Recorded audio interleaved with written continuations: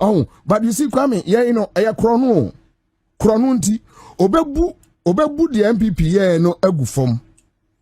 No, or the budget, a co say, oh, we're discussing a babasi 24-hour market. No, we're di. Oh, chrono, Jimmy chrono, Fasobia, and so. Governance, a continuation. Oba na say will be said the oyane ye don't come and destroy it. Don't destroy it. Oh yes, sir. Yanu benya problem. I'm telling you. Oh yes, yanu benya problem. Ye person bu a man in such a way that ye nchirima bebano ye benya good story a catch romo. Ye mben kwasi asem. Speaker, in the face of the allegations of extortion leveled against me, I have chosen to take high moral ground by submitting myself to the processes of the law. I have accordingly caused writs to be filed in suit number GT 1029/2026, entitled Osahin Alexander Afenyo Markin versus Samuel Edu Gyamf and Multimedia Group Limited. Nipa no the inflation fee 54%. Eba 23%. That is a difference of 31 percentage points. No, when to have 16 billion, who would defeat 23? Eba at the time, because we hear the close off of this account at the time 5.4%. 23 to 5. Who knows who about 16 billion? What sort of math is this? But you don't have an opportunity to interrogate it because some of the politics lady kind.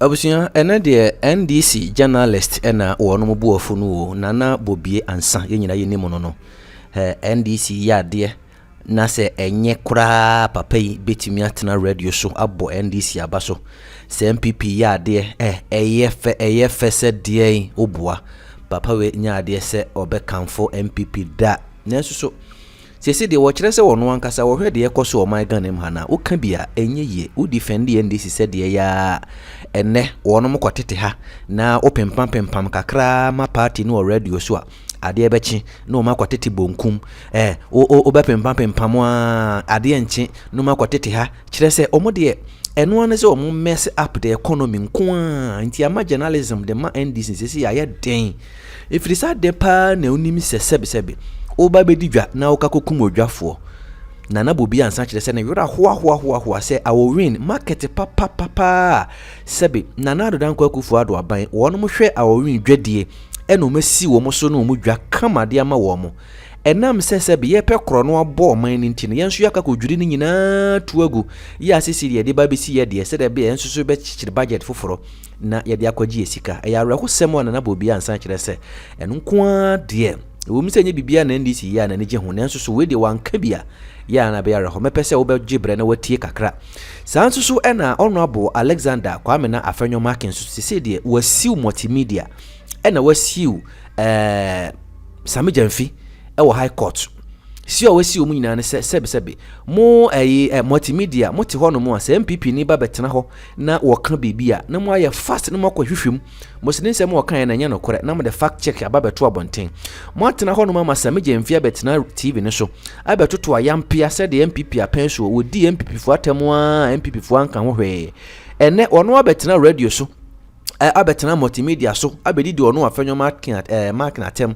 abechirichire Mr. Afenyo Markin extortionist ono wonam offices no obokoro no ono waba ono Samy Gyamf fie abanadwumam abagisika enye kuma $1 million ena chese join news fo ntimi antrace asem no se ye no kore se ye no kore anase ebebusa Afenyo Markin no anase ye publish saa na ye bohu dewuro se o makwaje bibi o sebe untimi enhunu de nti ama join news boss ade no hu dewuro kora nti na Afenyo Markin ko parliament no wo de akọ tudwa se wasi wo mu ya wo no mko saa nso so ena kwadwo ponkroma nso so de nkyiremu bebre no aba afasika bia ekapudu ya yabo ebre ya mpa na MPP wo aban mu a ne wo no mkire se MPP for ama dollar kosoro inflation akosoro bibia akosoro ne ade no omutimi manage economy no ama eka ebeto oman ni mu no nye ka enempo no a yes dollar aba from inflation aba from bibia aba from ye kire se bibia ye kama na krampo no ekapudu ya beto oman Ghana so no eliye nyan yenya daje na yenjibre na yentie nkomotwetwe kakra akoso efasa ne manemu mesere se obala like mi video no dia ma me no share na ode wadwenkyere so aba ne nyina na yatimi asuade delve into 24-hour economy market. Honorable, I didn't think I said we market, nobody market. Minia, Maka, ne babia say, near Sina, yes, ye, we dear, but me condemn, and yet, near no, completely out of place.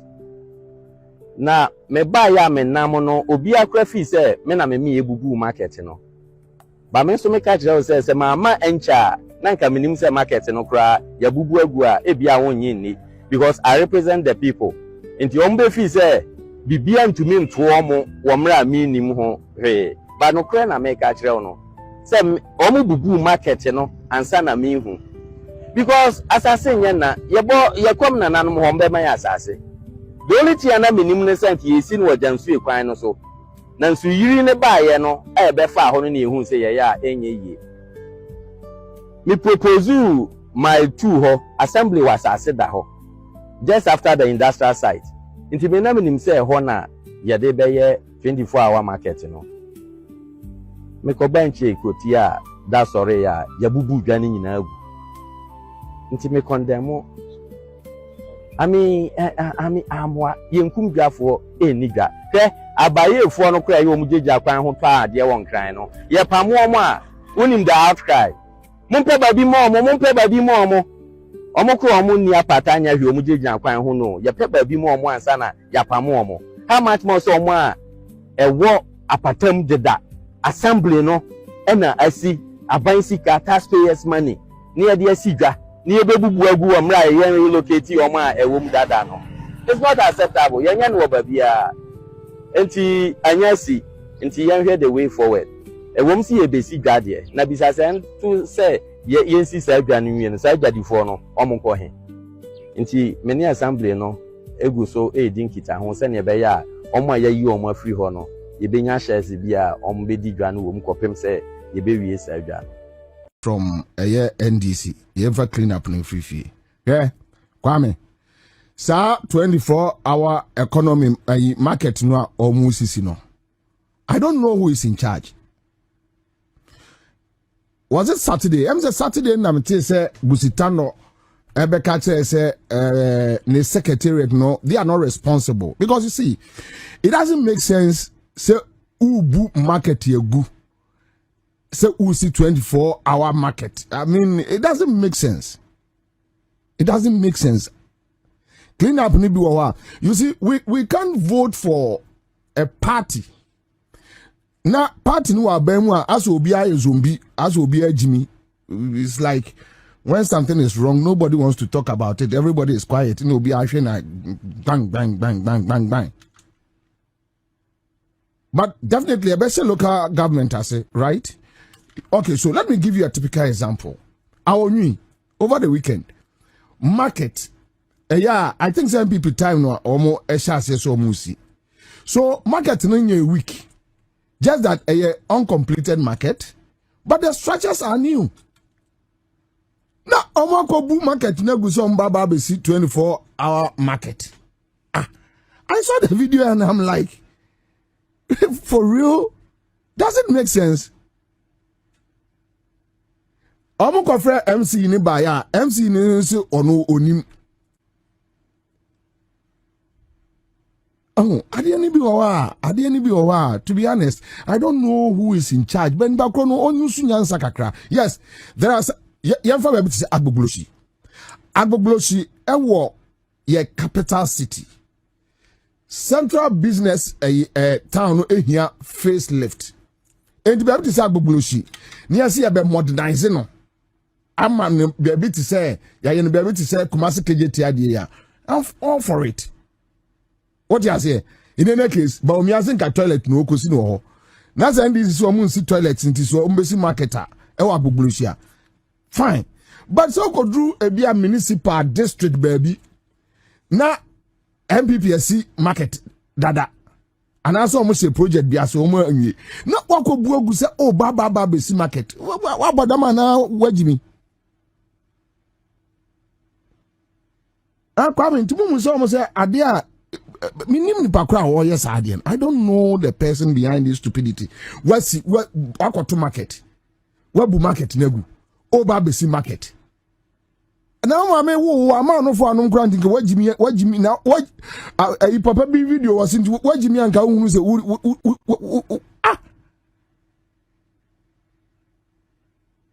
I know, I don't think it's right. And so authorities need to hear ya. When a memo, you see, you're too abamawa. It doesn't mean you can do whatever you want and walk away free. I mean, it doesn't make sense. And he say, we use this microphone to push an agenda. The agenda should be positive agenda. Negatives, we don't want it. No, we don't need it. So what do a krobisuna say be a market anywhere? Nasa will say Usi market. And I say be a market in the old market. They don't have toilets, blah blah blah. Yes, we agree.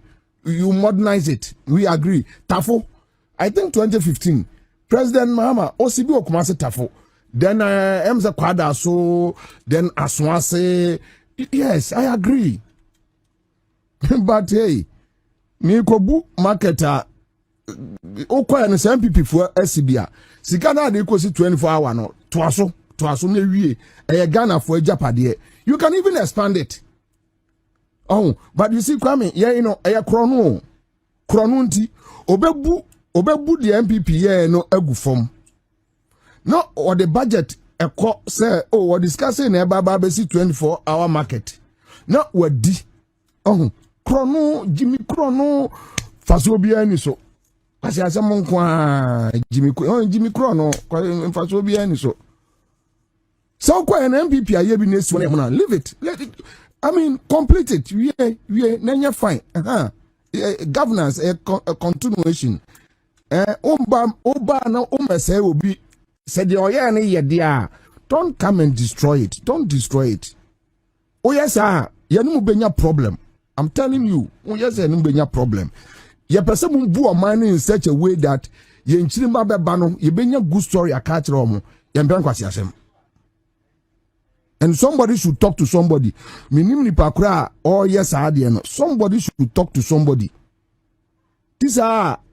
Obi antiase. Munja. Speaker, in the face of the allegations of extortion leveled against me, I have chosen to take high moral ground by submitting myself to the processes of the law. I have accordingly caused writs to be filed in suit number GT 1029/2026, entitled Osahin Alexander Afenyo Markin versus Samuel Edu Gyamf and Multimedia Group Limited at the Accra High Court, and suit number GR/AC/CC/C5/02/2026, entitled Osahin Alexander Afenyo Markin versus Eric Ejay and Peace FM at the Chimota Circuit Court. I have every confidence that in the fullness of time, the court will make the appropriate determination on these matters. Mr. Speaker, I also await with bated breath that the man or the men who made the allegation will have the courage to report the matter to the police or the OSP or any investigating agency in this country.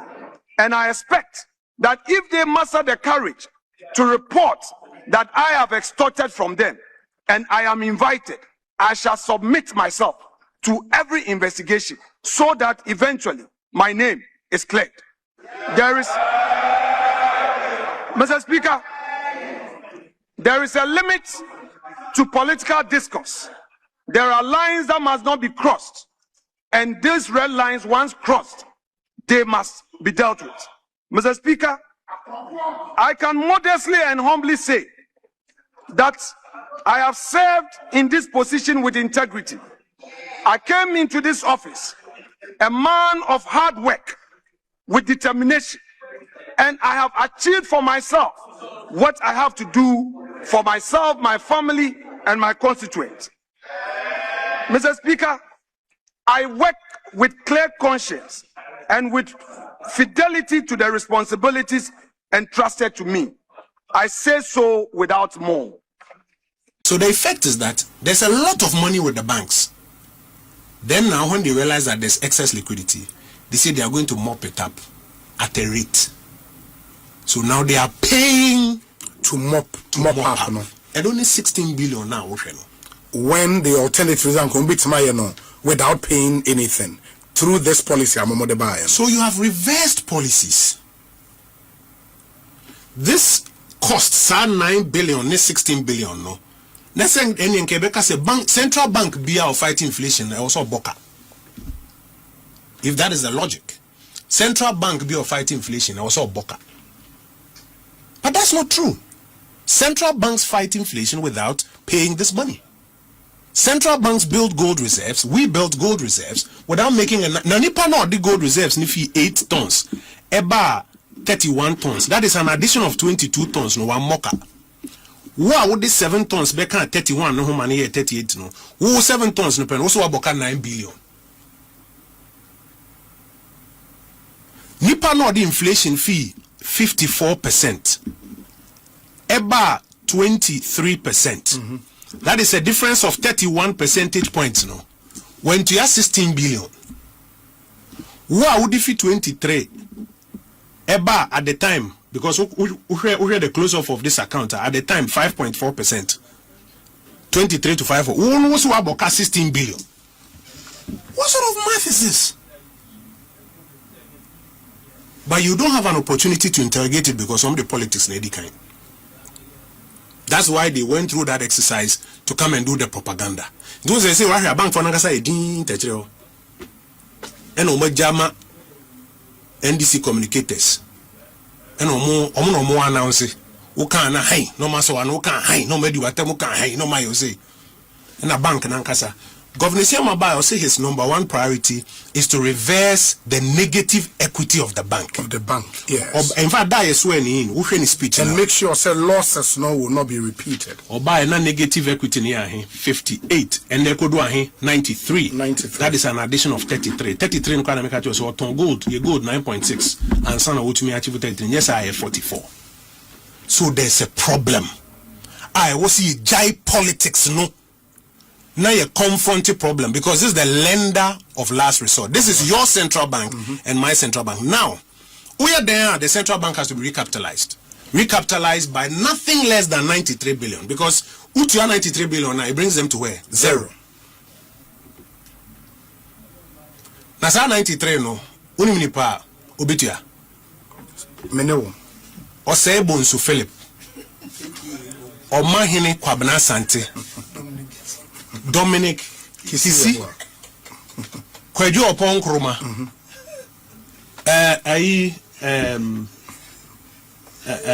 ye cleaners ni ye drivers are omo wa hase yi maami yo ton indomie o junction Bishop obetuye bi watie fo ayetie mi no sa 93 billion no obia betuye bi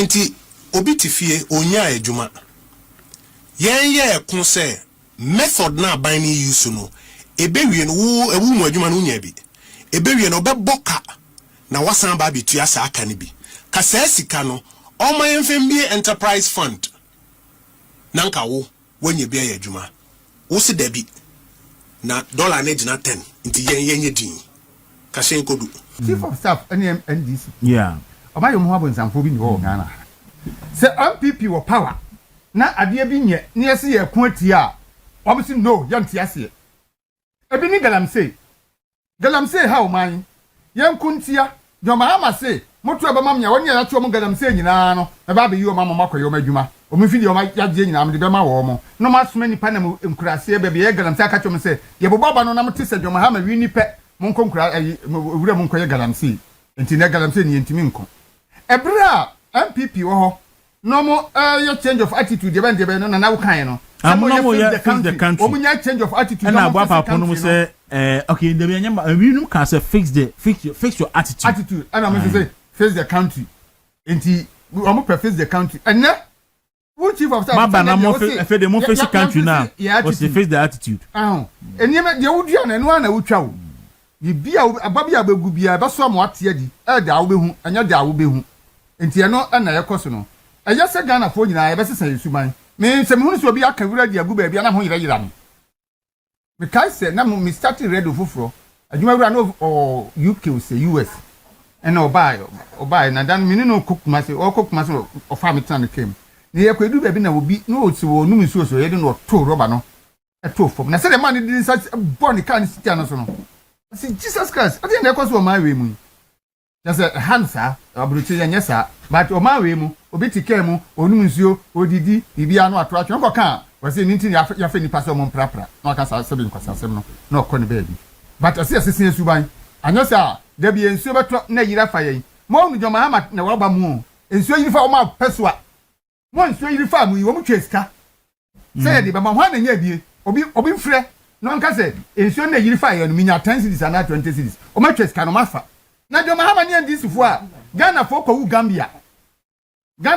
Gambia ama ye mo mu sika o mu diskan be ye yie atito ayi e de carpet sell form ato coke e di sika ni nyina wani o mu nkrofo awuo no kra no sika ni ama o mu na wo ne nsuo yiri fa wa ayi Mahama ni NDC fo beboa enti yes say your attitude said ye be ye na saa nsuo na yiri a fa ye ne ho kire ye no eso beti and the we eye Samy Gyamf ni an allegation or they to minority leaders so na Samy Gyamf animu wakot na TV so say ensuo aton nsuo aboka na waton nkani aboka Samy Gyamf am say woni mi nyansa papa ka ba hu say yeton nsuo ni nkani aboka wo Ghana ye wo Ghana ha amagalam say asa wo man nsuo nyina enti ansa na betumi atin nsuo ba ko ani na be yensu papa ama Ghana fo nya nsuo no bi dia yo ma de ofie no e ka wo be bo wo ho no enya asem ketwa ye bisa se gold wo kota a e dia na odi yesi ensuo no edura ye de gum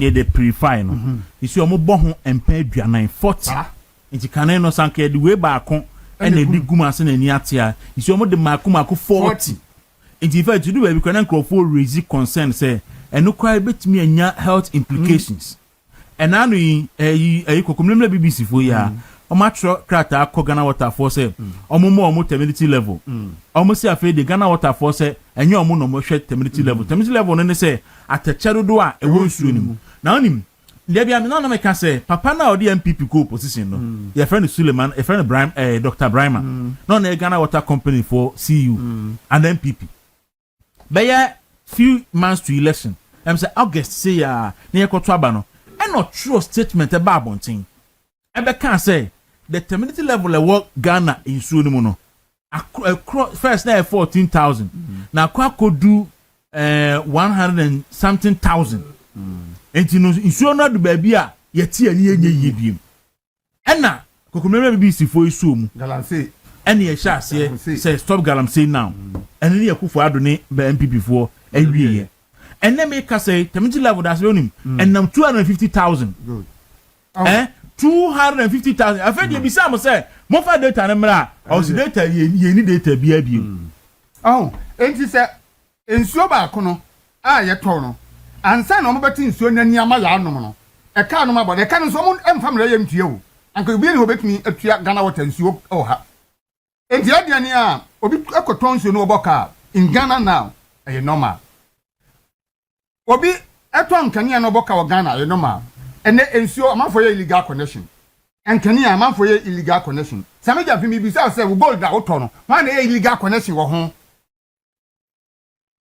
gold da wo to no wo to no man ye illegal e wo ho one out of and in fact light ni see you generate light na 20 to 30% echo into production losses and the other ni a kababam entimpo say obi ekwaye board chairman e wo ECG and Ghana Water na kaba e normal ba wo de ande enti aseni say what to gold aton gold no aboka gold empro na gold entimi ntue mfa ba bi nko ti say de ensuo timi nwini fa ba bi ko enkani atimi fa ba bi ko no enti emfa no megina ho amekatakata wani wo na wo san say Ghana fo ye de ye gold ye omani sika ma wonti no for bloggers na mo eti social media so na mo nkasa asem na makeka bia no mafa adi ye bisa wo say waboka 1.7 billion sika wo ka say Ghana Water ni ECG abono eye kituwa bi ana wo mkura de no eye mfia nwatwe adwuma wo de afi ba ko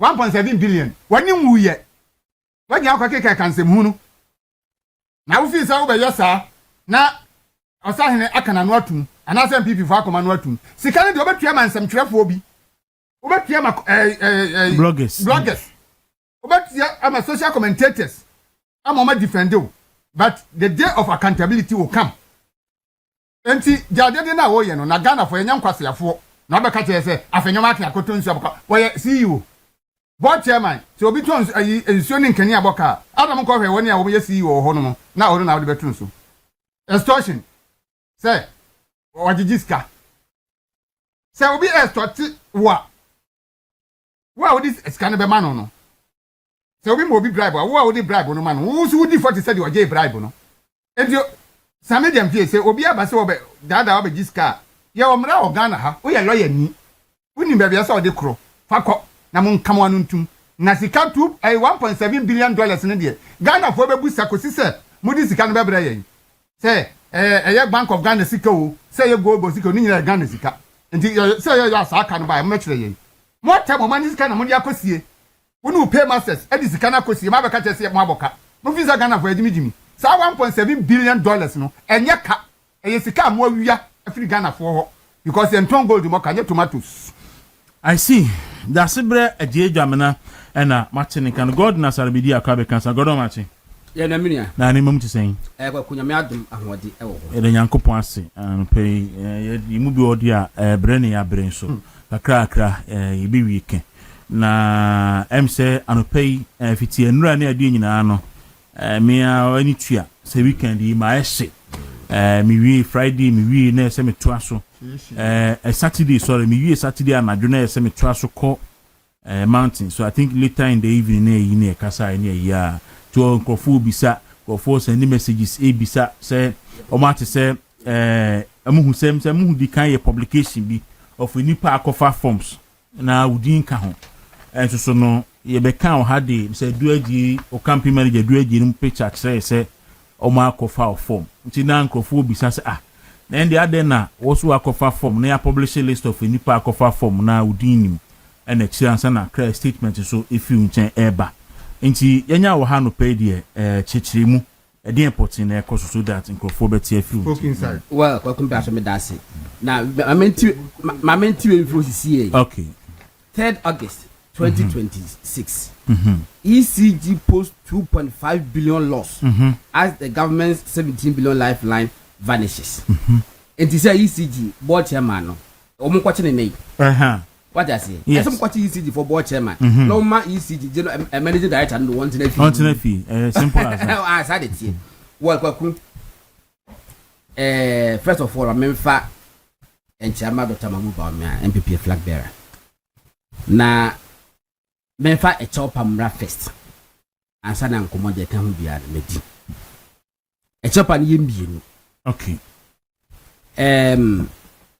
MPP for me ka say me ko contest ni okuna minimum say nipa ehwede ye yesa nipa a che odokese ebro madwene menti ase so e ma me nti sampanifo ne mranche ma ba wona o mu de o mu ankasa on their own volition e support o me no nya mu gidie ne e ma me anto so se metima ko contest na wi ni no o mu fanche me mama ebinu broken heart but o mu fanche me second apology no so koma empanifo bi ya ordinarily na ese mitimi e ka kire wo mo say decision making you intino ebia mabe issue statement intino ese me ka kire wo me bo mama ne ansa na sa statement na ba bonte no yenso mentima mo mama ne ko wo mo so mo fa ncheme ko dwegu fom o fa kisi du ka ho ne ba bebre e ka ho intino sa mpanifo no so mo fa ncheme na babia ade ne duru ye no na e wo se bitimi ye ne ntem na mbi sa statement ba bonte mi se dan chechensim kese ba ko se wo ka se statement bi ba bonte there is a medi enka ho but say nyine hu de course video ye de show video no ha e ko fa form etina mem pese sa conversation ne be ko so na afede se bi ko ya no because we ne mi mistake wa ha ntiri ne ye kwa ko rectify de no I thought say hu hi enti ma me issue statement no prep enti me enya enough time any empanifo bi ankasa ansa na statement no e ba bonte na waku no kre my main card straight away say mene mi amenua kuma Dennis Miracle Abwaji ehia na mene ni hia ye no na ye bi kan ye compare ye news no na chese na mebibra Dennis ensile ne so say opese going forward no obeye na beye departure from the course 2024 no na eneme so be de bibiri no isisi ani na akwaye de say ye mienu de eye denya ye contest ni via ye pe oyempo be ye adwuma abom Dennis ne kasama Dr. Mahmoud Bawumia flag bearer yes yet ha ye adwuma say meme wini a Dennis ne kasa ema Dr. Mahmoud Bawumia eye den ye semne ni ye adwuma say Dennis zu wini a me movement TV Monday to Saturday yet ha de bia eye den a say Dennis zu ne me ye adwuma na waku okuna ana kanse ne ye bekọ eni NDC fo bihia no enya kanse ketwa na ehu behia se ya ho odin nyina no yigidi se ye beka abom na ya atwentwen so na ye ni NDC fo da kosia ya ye nyina e that optimum yini se nukuta ma ho odin 100% then nukuta 100% ya me de support no na ya contest no enti no decision ne die obi nka menka no krem enye decision na me take na hogono so na se man deeper thought but me gidi say it is in the interest of the party say na me take that decision no na ya support Dennis ama wa contest no waku democracy mu no enye de bia na ye de itimi choose obi through election etule bia itimi lobby etule bia itimi ka say ready ye manenko on pose if I be do be go be take say ye beto dice inipa mienu bia mu nyina wo equal competencies yes ye nto dice eto ne prensa wa obenya mienu no na ukọ baabi ebon so ese otimi mpenfo bi didi nkoma aka say we die ye giri se de ne kwa tumi betimi aba even though yes na ka bo pe ba mo manenko itimi ye ne saa ndwa ku saa na decision no ebaaye say ye nyina betimi going forward no ye betimi aye adwuma bom a ahode bewom ye communication ye no ye na ye be support national chairman ye be support general secretary eni omo aka nyina no enti say ye nso at that level no ye ntimi ani ho ani nkomo using communication tools am ya ante ho ase dia na say your problem edikwaku asempa yitia ne tintin teacher ne say me de made no me de ato ho me de me support kakra no no go behind Dennis Miracle Abwaji na me ma assurance ne say enkomo a meni Dennis ye mienu atena se ye die no it's not going to business as usual say enema course 2024 no bia ye gidi se nyina ye gidi se enema bebre anko yie no kwaku sa na manyina going forward no ye be correct sa ade no na trust me sebe mentra me menye push over obem se menye push over mentra hodinga se Dennis ye enkomo ye di sa ade wi se ne ye beye no ba fe ekobe nkoma me remind no many Dennis wo fantastic relationship when twenty bia eniyem enti going forward kwaku ye beye adwuma bo akojiska dia bi ne se kap kwaku akojiska se kanu aka be ba be poyi so ebrebe fire kakra asa nya tiesi fom menyi bi so wa koji dia ni naka me da asibira yire wo na menyi bi kwaku magi bia e ka mo be ka you be the first people to know aha waku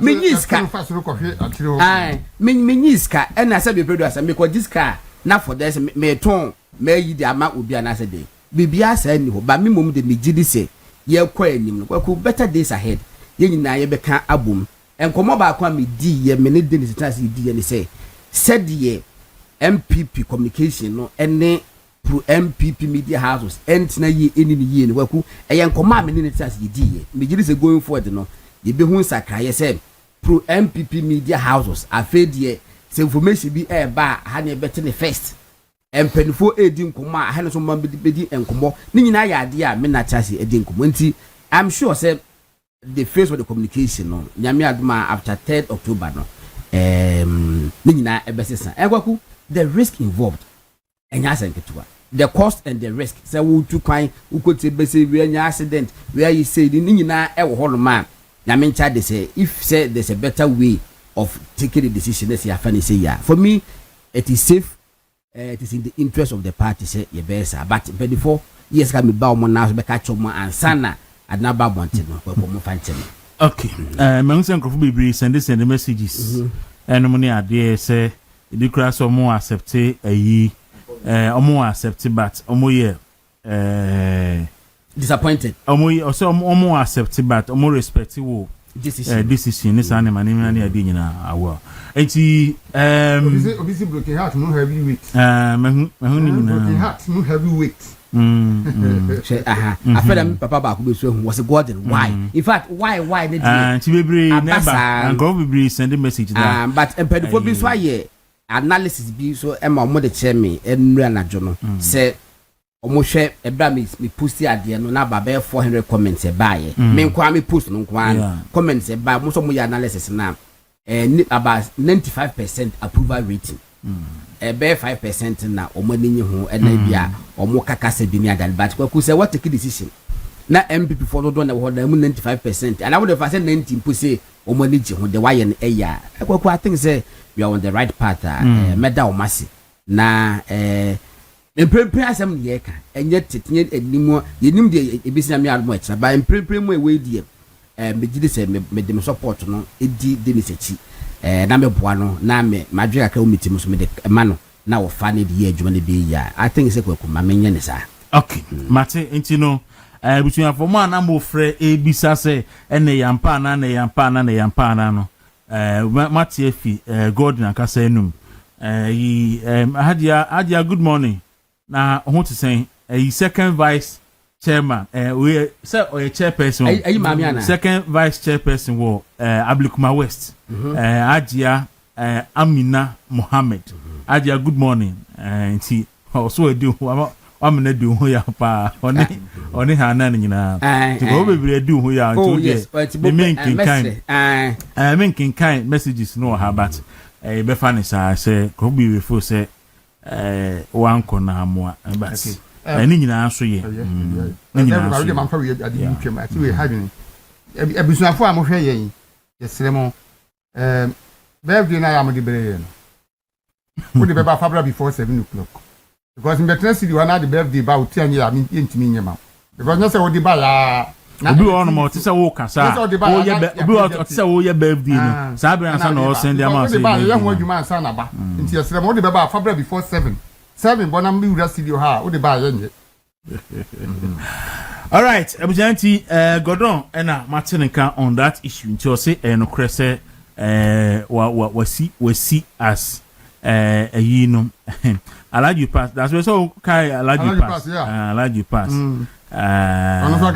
no so akasa allowed good morning allowed na ho to say gidi so ho ye pa on na chairman we bu kind of constituency allowed you chair pa ti bibia be fine chi no any baby we betimi asebe part de be me kra me can say yen baby eti ebiri me ne nkrofo bi kokontokwa bi ana me ka kire mo say aha ye betini any adwuma ye no Monday to Friday if a Monday to Sunday credit ma party no communicators do send it me ye adwuma ye ni bi ti any baby you don't have to be the communication director to serve but you baby so ana eye because before say ebs ni maybe sisan okwan bi so nti bia na oye so be ban na nkofo fu so sa change no mo pe no omu se bia obetimi di aba but the same way so no se du ba bi na ohwe ne ma ba kuminu bi so a nima so timi edane nti obetimi awo akiri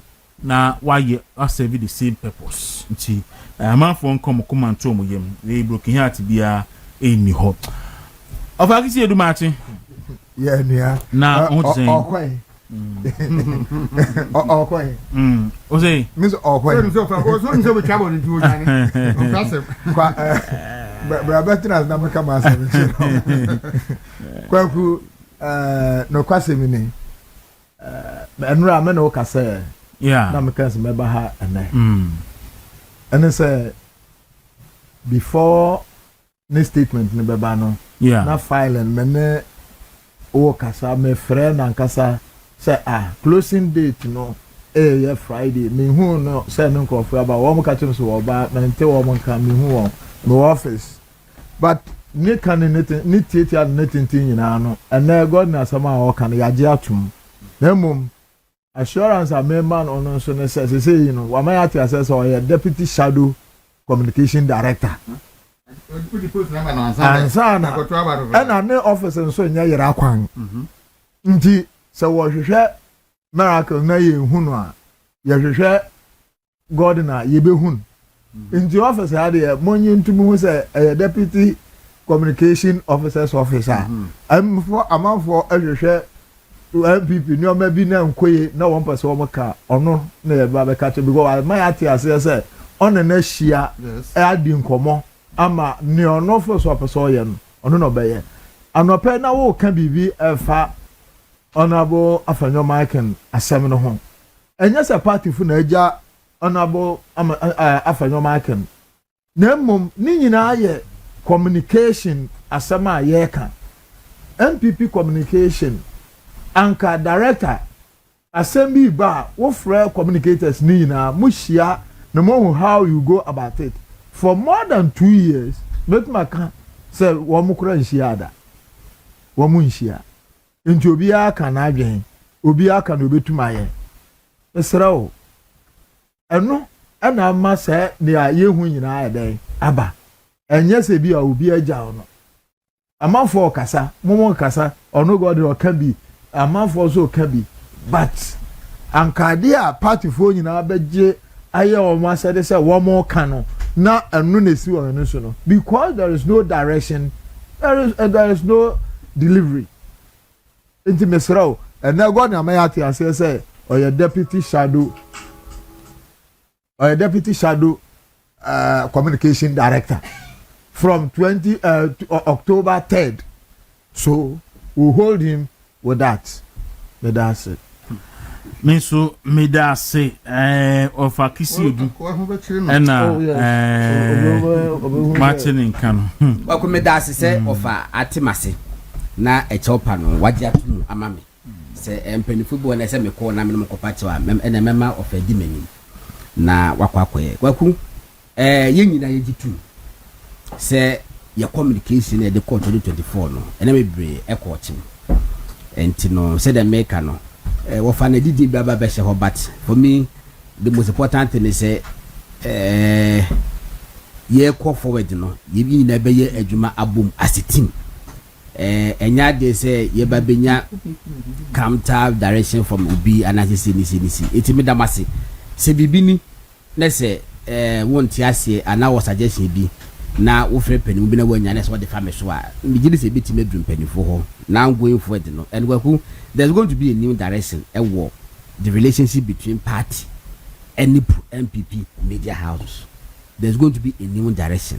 There's going to be a new direction. I will say the CA social media and some new direction traditional media and komodiemo at the side of my menu na nti we the moment to abani reorganization nyame my 3rd October ni ye a me gidi se mo be hu se agoprama no so do be ye de afaben mala tamake we see we the underground campaign coordinators of Gordon were not consulted. It's also a problem. I na make say omu nyina no omu ya underground for no ai kwaku omu so omu no krampo no omu to so kire omu mpa ye ka se ye no mu eye adwuma e front line omu no all over enra abranche bi sending message power from Sefi the bisu asese o se be boy from the bisu Sefi the bisu na chese enkofo a wono mo aye meetings a enra mpo no wo se da edit videos bi ebreme say the wono mo eye mami ni but we respect me decision waku enra enipa mienu efre me ba kono emi junior enso opokuare ya wo se na wono so na adwe se ko be contest but enam se me si mu nintino wa anko enipa mienu ena enra omoka chem but ni nyina ne se eye intino yese me kwa ta wo aso ka chem so se many days atena se ni edin ko se that mutual understanding there they will also have to find a way almost be bad communication will be what could they having going for the year you know sadden the see break to go from say communication any person kasama adwuma ma party no na ni ba kono pepa na wonya kwan enwurem you know the wodwe ho awon ti ase edipa no se be pedu asa wa ko school kakra wo no expertise bi wo field bi opeso bebra communication setup ma waku obeboma boma wunya kwan enwurem going forward say na nyina no we are going to break down all these walls ama accessibility aba wa opepa so betima ye adwuma no obetimi aye enye hu hia se chenchina ese wo ye adwuma e wo party headquarters ansa na watima ye yi waku ye ka sen there are thousands of people out there omo e kasama MPP about half of them go pomuni party card ya o ka say the police station ko poni hifa wonim na so o jele so ye MPP ni e the such people no I was say team recognize omo effort na e wo training kakra bi e be ya ma wo mo say support bi resource bi say team de ma wo mo a e team e de ama wo mo ko dey mesre once again a chop and meko but media de ko ma many days e di no die me gidi say better days ahead na me aduma 3rd October e ko no communication na mo abon say yes say anono aye sharp razor sharp a ye ma atsem ento enre Saturday na me ye bechirim me ne orabo kojo pon kroma edi nkobo orabo kojo pon kroma so kan se bi say going forward the ye ma ya kan se me twa to bi so ye respond already ye hwe se Ghana for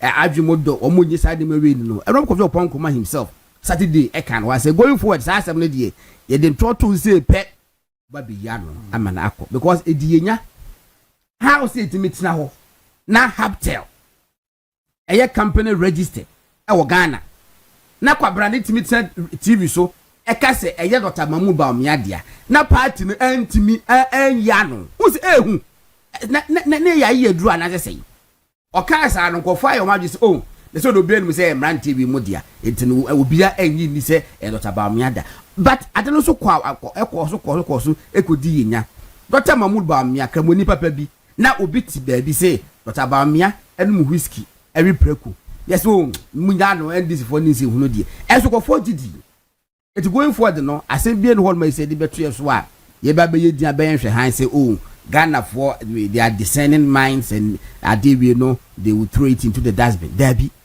into no kwa kusa anything be besia okay anti enono anti engineer Jonas Ajimai, the Gambia man. Engineer, good morning. Engineer say otukwa kakra fi Gambia but waba nti o officer o hwe engineer yamo akwaba nti Gordon ye ohon nti Gordon say was step down as communication director aspirant nti no ordinary okay nanu ye akwane dey no choro ni saying it's a communication director, incoming communication director. Incoming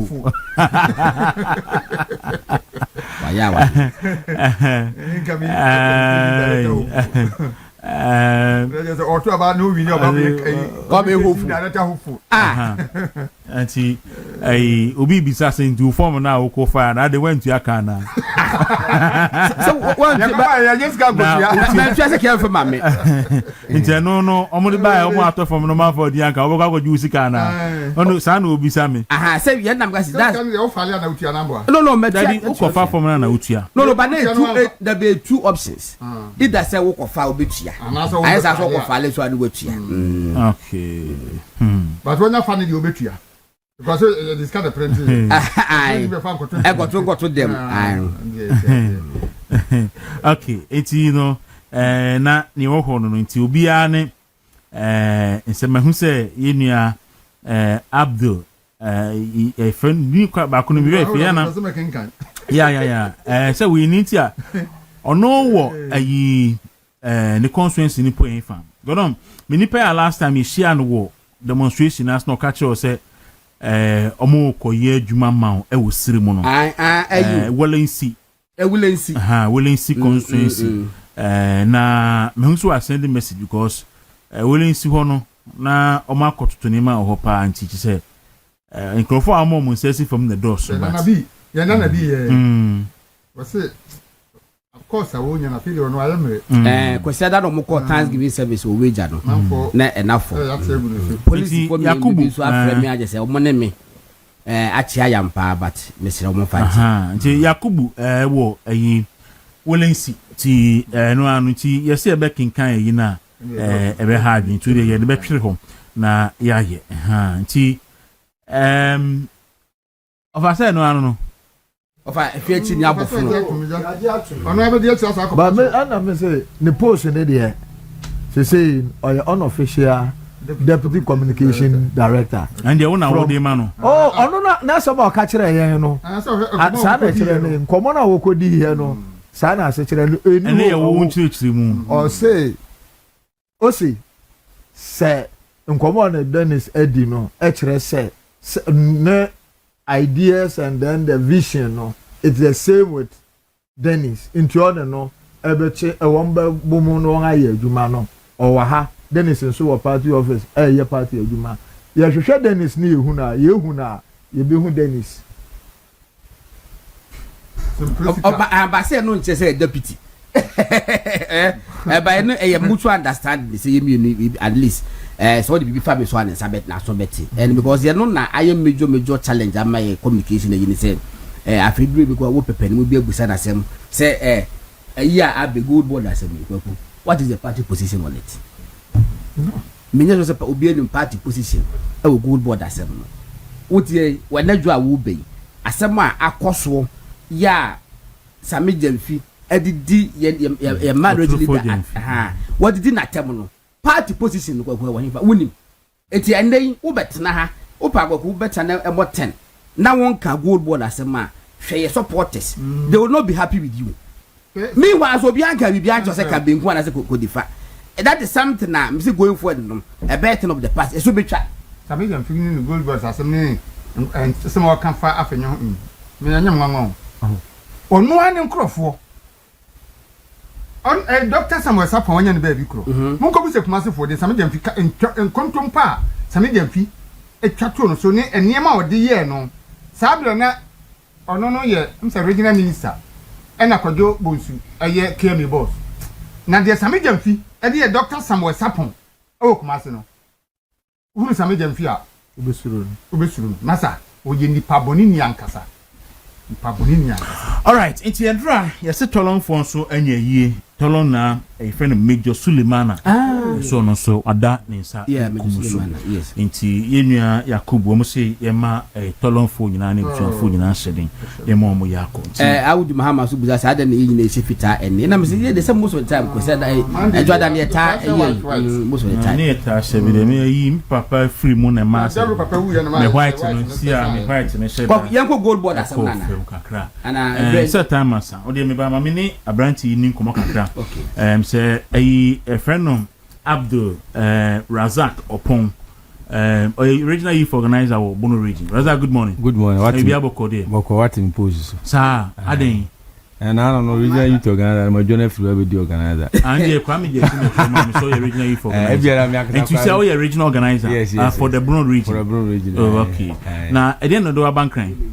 Me da seminia am say the kan ma mentia me amura Kwame Bafo abronye original chairman na no odinkunim kese pa yeah me no dey back cry very simple you see party no ya started reorganization of the party we started from police station the electoral area and a bar constituency na bar here no so regional elections say ya do national me no adwuma betima akoyi na yi a yenyan kurfo betima boy ma national so ma hye ayene ma yi so ene na ya me adma yeru adjacent for bonkodua JFK na do the rule no okumkom e be kwa samete ne form nti edisare se ye ba be support no ya kan ho na wa kwa samete ne form o be samete form ene ya me adma ene no be submit yes oh okay I see eno an e dey be pie enkrama nti wo support kodua oh yes what didn't you see me madi constituency youth organization 2014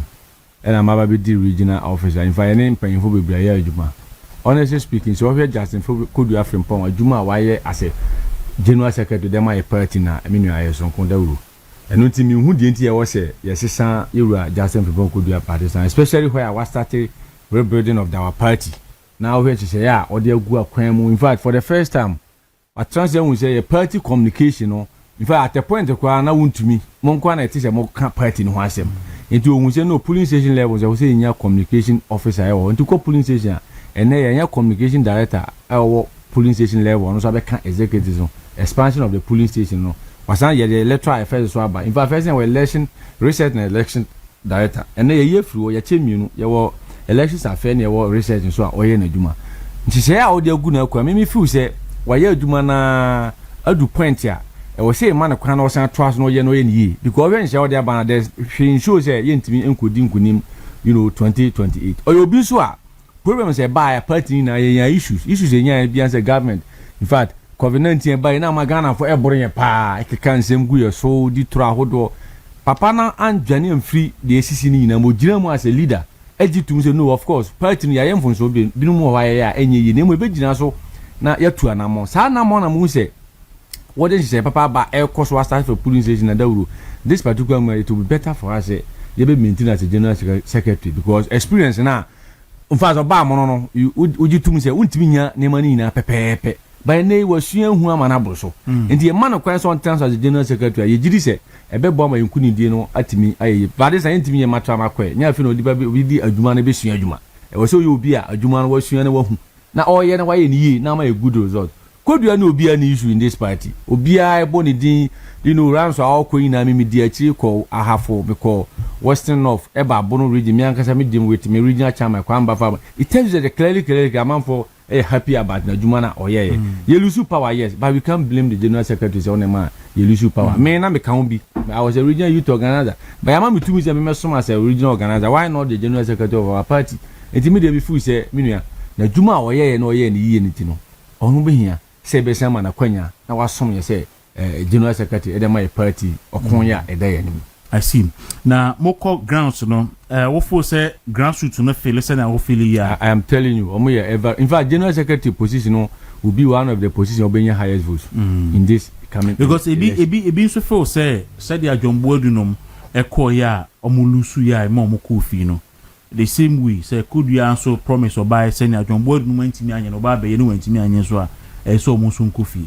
You see, tell me that ono ane acting national chairman podi o kan say na ensa ka kromo twen besi sabire sanko mu nyina resign on block chema buti na ko me say oba back be part hu say why mistakes I say one can because we say kodua ba obaye no obaye na yura John Boydun mo aye police station album ni na in fact for example there is some constituency bi there was issues ya ntwaba ye twaba ye ntiase be tiase e wo court ni na kodua ba inherited those issues no into otwaso from there ye betima assess kodua atu aka na djuma ahwe adwuma oye say ya na ye ya this particular time why on ankasa na album all the elections so it should be for the first time of course you one or two challenges but mean where the only time why yakọ election the challenge nya kakra bi it tells you papa no adwuma why ni in any case when we say okobo bora na say the oka football team no say team when they call Black Star the moment I be say yensisan dawuro you ask yourself when are better represent to dawuro I say what I say players na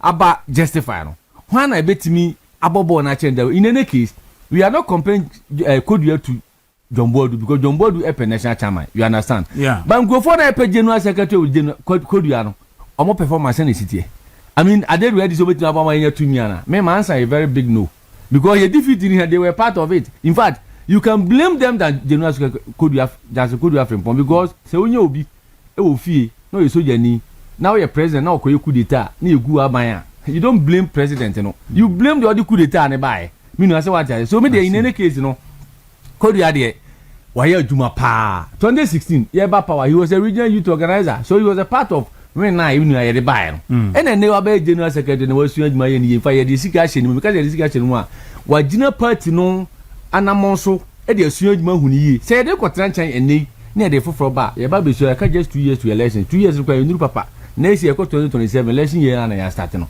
ye man akwanya nonsense soon be as a general secretary so soon be as a general secretary mean trust me your party no ba be a person so a person di kodu no ye be kwa koduro time I was starting this decision say ye top down amanfo di na temper so obeka ya ye brush ba bia general secretary o ye week o ye say ba me nua kanokre pass na no election e ko polling station constituency region se presidential ye ntum free ho a e na amanfo interest about onu ma me nua ke be ye ma abo nka party ye gunu ka say be fi say yi eno free ho wi ye no election aye ko no amanfo koto aba mo be with the competent oye say adwuma betima ya na ontimi nya na agents da koto aba enko ye say no we wo candidate A we candidate B we no eno ya hu enu bisa it tells you say oyo bi a odwen obi a was strategic obi a odwen kwan fa say betimi anwene aba that is why I take his decision. It took a good leader to take a bold decision. Tell you no take it yeah bo no but no obi a born about say Kodua decision am take as a national council or the bar on there a decision papa. So I am telling you Kodua is the best. He will be a best secretary for your party this particular time I mean a baby who was a Kodua kwana and here this particular moment Sam ready nipa here no to lead our party as a general secretary. I think and you Justin Frimpong Kodua I need or yet general secretary your party no you know OD enemy no OD pass delegate at the message or metro ban because for the in the past we are parliamentary candidate you are the campaign you know one will lead the campaign resources in number basis and then we catching constituency executive regional executive say and then resource will be about constituency be our make sure say party na kasa na be decide ba be was say the resource here then echo enko back for be decision we say ba we na ye hwe no me nua eno ti me de me wogidie say papa no obewene ba de me catch delegate so ina say yento aba ne man yento ne kese pa amfa man so that obi asom party na obenya adwen say no MPP amon yoko de wo som na som ni yi a ye toa so e ma wo ye wadwuma e de som party no. All right minua ye beda meda wase na mode munko file nomination ni wi mu wi a e behwe breka kredi enemi ene nkomo e be koso nti ye ma akwa ba de bankran why me da simi da we da mo so ye da mo ase bo ma ba so ye hwana em so no aja good morning. Your friend Nana Jumo. Okay. Doma Central Constituency Secretary. Doma Central Constituency Secretary. Yeah. Oh, okay. Jendo also yema akwaba. Also obe support GFK. GFK campaign ya kampaya as your support. Okay. All the way from Doma. All the way from Doma Central, yeah. I see. Any region. Any region. Okay. And the tia onkro for na afemi na mwase na. Yo, that room that say enchande mi say za kakabi sabre utie ene ehwe a encha kese pa enkomamo ade sede ti sene za kan na ensan dem so abobbo bebre so but clearly the rule sene ye petumi biema pe omomo ne yewura JFK e contesting ya na clearly ye nim say JFK stand tall and taller esino bibia enti ese party for tinyame boa after say afale awie on the 3rd omunyina mama ye aboa na afi omwa na yentimi ento abama yewura Jasin Kodua Frimpong reforms are about party ni nyina so your party officer the who that's why your party mu adwuma up to ene that's why reforms are about nyina na it tells you one thing say reforms are eboa amade awene power ye ka 2028 eba power 2028 power na ye ba na ye 2028 na akwaje power preparation starting from ene reforms bebre na ba for the first time my Tescom president pen ene ya ma Tescom for 2 years act my expanded electoral courage and ye boa amateurs confo e take critical decision making e wo ye party we mu e ma one thing e sham ye youth na e wo Tescom no e she nkuran e ma ya nidaso e na baka obi baka just NDC for ba power mama youth no bebre opportunity na MPP entisa we na ashase Kodua de shase no e ma ya wushemu say ye boa na ye push party no man ba power sa opportunities ni binim wo ha ye Tescom for ni party for mabru na ewom no e betimi akwamai ade ba kwa de group ye wura Kodua watime per reforms we almost start here na me de para ba ko ne say this time we a candidate here automatically nya na ye leader of the campaign na resources bi aba watime decide ba bi a wo de beko na no lose we na ye experience here no e kire ade ba ko pe say the fact say we a candidate ni kire say wo na party no uwo party ni interest dina nemom party executives any party structure and you put in place na say ka say the year adwuma e betima boa ametime awene political power bi ye wura Kodua free time you lose you any pressure about party office ti say na wo kan ya say party chairman akasankasa ono na chairman kra na e complain say be ya munyina Kodua ka say da bi ono no ti office o azobo pressure bi na so azobo otimi chirechire mu etu anamo no ene amanfo anya nkitahudie up to now amane etimi ayesa reforms ya megidie pa say ye boana ye mana kwanya na otimi eto aso na fe otimi ewene power edemai around that no pe omo contest ne de clearly megini se bia ho a obetimi aboa and for the first time communications enya ya complaining and run up to 2024 elections we are lose ye obia be complain say na communication ye na communication ye nsem omode to ye so ye ntimi enya no ene kodua I insist right from polling stations ye nya communication director ho electoral area coordinators ye nya coordinator ye nya communication or constituency officers ye nya communicate. So I think say your problems are in ye no watima per antidote nkakra eboa e dey resolve those issues.